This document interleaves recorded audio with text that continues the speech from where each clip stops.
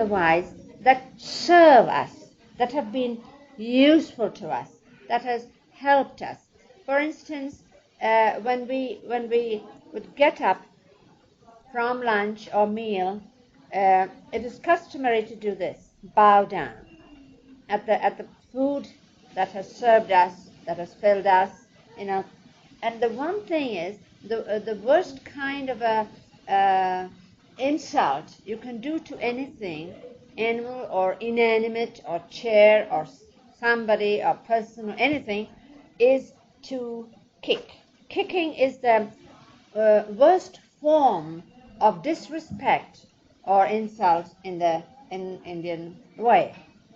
So that is why you will find sometimes when one's foot touches somebody, they immediately do this, a sort of a bow down, meaning to say sorry, like that. Mm-hmm. So you never, especially you never kick. That means you never touch food with your foot. Never kick anything that like grass for the goat or anything that is food, either for man or animal. You'd never, touch it with your foot. So now my story begins. My mother told me a story about a leg that went to heaven. Just one leg.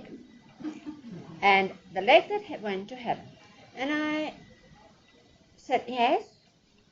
How could a leg go to heaven? Listen, just listen. It's a story. Just listen. Don't keep interrupting. No, Mama. No, Mother. We always call my mother Memo or Mai, which means mother. There was no mama or papa in our day, or at least not in our family. I mean, we just said mother and father. It was not in English, Mai and Bobo or Memo. Anyway, so the story is like that there was once upon a time a very bad man. He stole and he lied and he did all the things you're not supposed to do if you're good. And he stole and everybody knew it. So one day he was caught at stealing something from the window of a house and trying to run away. And this man was very self-sure and pious and very good. And he saw this man stealing something. He went and grabbed him and caught him and he said, "Ha! I got you at last. Come along. We'll take you. You'll be taken to the Qazi, the judge, who will judge you." So the man was being pulled along. Now, as they were going, the pious man and the thief both saw that a goat was tied to a pole, tethered to a pole with a rope, and near it was a bundle of grass, fresh green grass, but the grass was just out of reach of the goat, who was straining her neck to try and get at the grass. It would be called lucerne grass. And the pious man saw it, and he wanted to do something about it, but he had no time. And you see, he would never kick food. He would never use his foot to push the grass toward the goat, because that would be a wrong thing, a sinful thing. And he was a pious man. But the thief, even as he was being rushed along and pulled along, saw the same problem, same predicament, saw the goat straining her neck to try and reach that beautiful fresh green grass, but couldn't make it. As he went by, he gave a healthy kick to the grass bundle, and the grass went closer to the goat, and the goat started eating. A hungry goat was given food. So that was his one good deed. So that leg with which he kicked the grass to the goat, that leg went to heaven.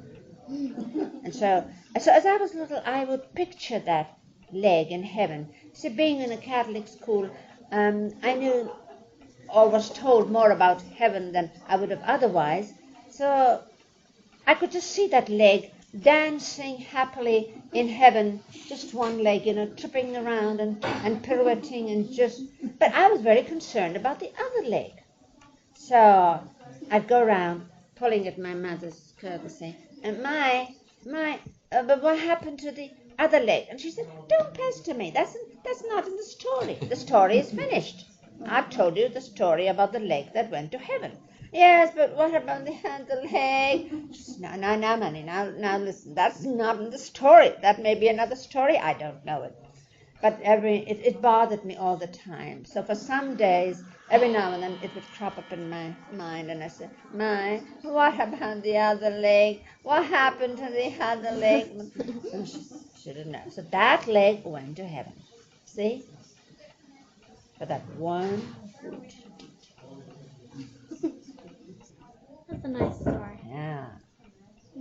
Oh yes, my mother used to. My mother had a way of telling stories. She would be so not only descriptive, but the way she would tell a story. She was a wonderful raconteur. In fact, she didn't know English, but she had seen a silent English movie, and when she recounted it to others, I, who had also seen it, was such amazed. It was even better than the film. You know, oh, I mean that. So somewhere down below, there's a one-legged man jumping around. Probably.